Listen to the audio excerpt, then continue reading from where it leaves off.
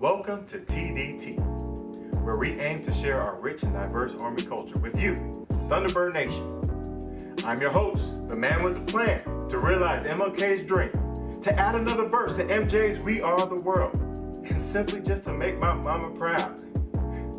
What you say about my mama? Oh, okay. Sit back, tune in. You never know where TDT can take you. Hello, Thunderbird Nation. Today we got a special guest.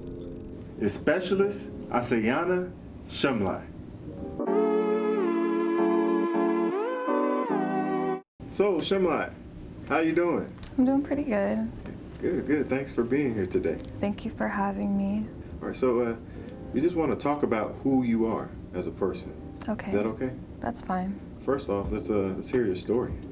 Okay, so I was actually born in Mount Shasta, California, but for the most part I grew up in Weed, California. Huh? Weed, California. Okay, carry on. Yes. So I grew up in Weed, California with my 4 sisters and my 2 brothers, actually, which is pretty crazy because my great-grandmother actually had 7 daughters and 1 son, so there's a lot of females in my family, and so I have many siblings as well. You survived. So let's talk about values. Yes. As you know, we have the Army values, but as people, we have our own core values that we've had since way before we joined the Army. So what are some of your values? Some of my values would be family, creativity, loyalty, and humanity. Okay. Yes. And how important is creativity to you? Creativity is the top on my list because coming from where I've come from, I've been through so many different obstacles. So being able to be creative and expressing myself through writing and photography and drawing has been able to get me through almost everything in my daily life. So it's my top thing. Okay. Mm-hmm. So you said you write? Yes. And you draw? Yes. Oh. So that's a perfect segue to my next question, was your hobbies outside of work. So you do a lot of writing on your off time? What do you like to write? So actually, I started writing when I was around 8 and up. So I had started writing stories, and I wanted to write film scripts and things like that. That's what I started off doing. But currently, I'm more into poetry.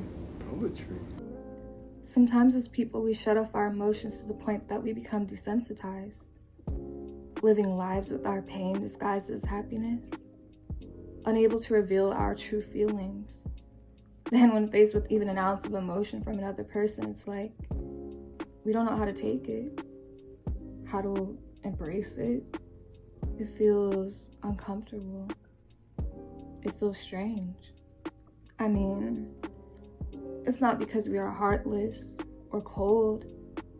It's because we aren't fully open to our own emotions, like uncharted territory.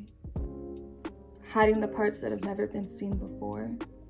Careful enough not to reveal the side of ourselves only seen behind closed doors. Thoughtful enough not to unleash the pain and trauma that becomes so crippling to us that even death seems like a place of comfort. So we remain shut off, desensitized, because sometimes that is the only way to survive. Oh, wow. So one last thing before I let you go.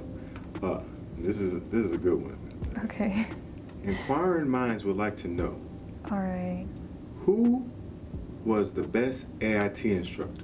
Oh, well, there was this one guy by the name of Sergeant Andrews. I don't think you knew him, but it must have been a great instructor. He was one of the top. Let me go find this Sergeant Andrew, give him his props, because I'm sure he did his thing. Yeah, it was pretty amazing. That's awesome. Thank you for being here and sharing your story with us. Thank you for having me.